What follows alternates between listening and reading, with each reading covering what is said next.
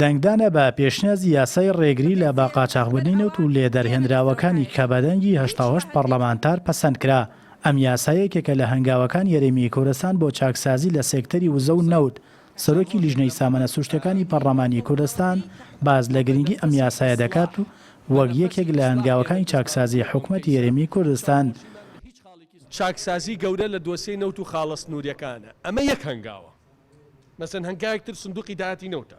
هەنگاوێکتر کۆمپانیای بە بازارکردنی نەوتە لە بری 1 کەس و 2 کەس نەوت بفرۆشێ بێ مؤسسەیە نەوت بفرۆشێ بە چەندەی فرۆشێ لەژێر ڕێقابەی پەرلەمانە پارەکەیەکە بێ بگەڕێنێتەوە بیخاتە سندوقی داهاتەکانی نەوت لە سندوقی داهاتەکانی نەوت و کۆی سەرفەکەی پێ بکە واتە دۆسیەی نەوت و خاڵە سنووریەکان دۆسیەکی متەکامیلە بۆ یەسم بۆ نمونە بۆ خاڵە سنووریەکانیش خەریکی داڕشتنەوەی قانونیەکی تایبەتین بە قانونی مەنافزی حدودی لە خاڵە سنووریەکان مراجعە بەکاری کۆمپانیەکان ڕێگری لە قاچاقی کێشەی ترانزیت عفوی گۆمرگی ئەم پرۆسانە ئەبێ بەوردی دەستنیشانمان کردووە بەوردیش حەلەکانی تەقدیم کرد.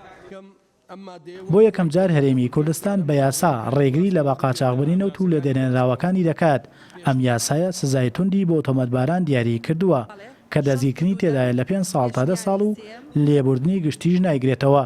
ئەو کەسانش بۆ ڕینەوت یەرێمی کوردستان کون دەکەن یان دەتەقێنەوە بە یاسای ڕوبەڕووبوونەوەی تیرۆر مامەڵەیان لەگەڵ دەکرێت و بۆ ڕوبەڕووبوونەوەی حاڵەتێکیش کە پێویست بکات حکوومەت دەتوانێت هێز بۆ ڕێگری لە بە قاچاغبردنی نەوت بەکاربهێنێت.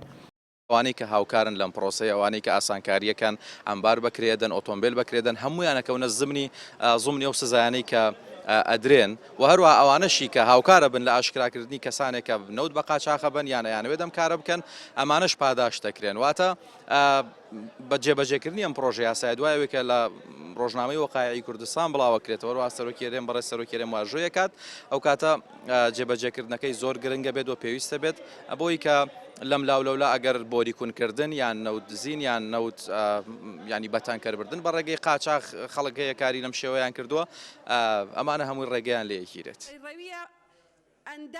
یاساکە لە 12 مادا پێکاتووە لەم نزیکانە دەنێردرێت بۆ سەرۆکایەتی یەرێمی کوردستان بۆ پەسەندکردنی بەپێی ئەم یاسای هەرکەس هەواڵ بداتە دەستگا ئەمنیەکان کە نەوت و لێدەرهێنراوەکانی بە قاچاغ دەگوازرێنەوە ئەوە پاداشتی مادی دەکرێت و هەموو جۆرە گواستنەوەیەکی نەوت و پێکاتەکانی بەبێ ئاگاداری وەزارەتی سامانە سروشتیەکان بە قاچاغ هەژمار دەکرێت و وەزارەتی ناوخۆ و سامانە سروشتیەکان تایبەتمەندن بە جێبەجێکردن و ڕێگری لە با قاچاغبردنی نەوت. موشمان سادق کوردستان 24 هەولێر.